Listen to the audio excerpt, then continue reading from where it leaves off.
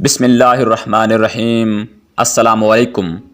ایک دن شیر شاہ سوری کے سامنے ایک قتل کا مقدمہ پیش ہوا جس میں قاتل کا سراغ نہیں مل رہا تھا۔ یہ قتل اٹاوا یعنی یو پی کے کسی علاقے میں ہوا تھا۔ شیر شاہ سوری نے مقدمے کی سماعت کی۔ اس نے اٹاوا کے وزیر کو حکم بھیجا کہ جس علاقے میں قتل ہوا ہے اس کے آس پاس واقع کسی درخت کو 2 آدمی بھیج کر کٹوائے، اور جو سرکاری عامل اس درخت کے کاٹنے کی اطلاع پا کر آئیں انہیں پکڑ کر ہمارے پاس بھیج دو۔ وزیر نے شاہی فرمان کے مطابق 2 آدمی درخت کاٹنے کے لیے موقع واردات پر بھیجے۔ وہ بھی درخت کاٹ ہی رہے تھے کہ علاقے کے مقدموں اور معتبروں نے انہیں موقع پر آن پکڑا۔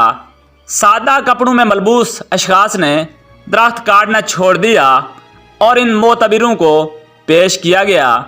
بادشاہ نے ان سے دریافت کیا کہ تمہیں درخت کٹنے کی خبر تو ہو گئی، لیکن ایک انسان کی گردن کٹ گئی اور تم اس سے بے خبر رہے۔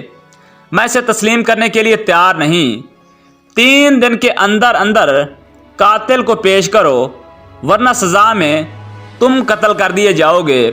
معتبروں کے جسم پر لرزہ طاری ہو گیا اور تیسرے دن کا سورج ابھی طلوع بھی نہ ہوا تھا کہ قاتل شاہی دربار کے دروازے پر زنجیر و سلاسل میں جکڑے ہوئے حاضر تھے۔ عدل و انصاف کی اسی پاسداری کی وجہ سے برصغیر کا ہر دیانتدار مورخ شیر شاہ سوری کا نام ادب سے لیتا ہے۔